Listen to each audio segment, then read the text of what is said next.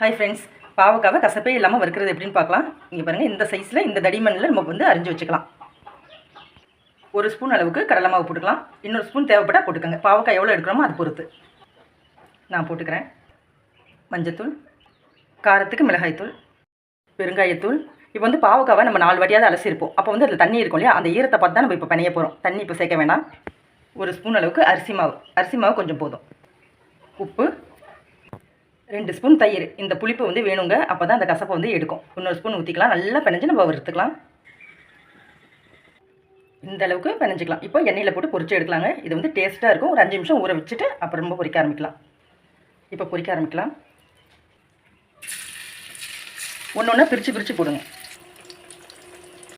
அவ்வளோதான். செம்ம டேஸ்ட்டாக கிறிஸ்பியாக சூப்பராக இருக்கும். ட்ரை பண்ணி பாருங்கள்.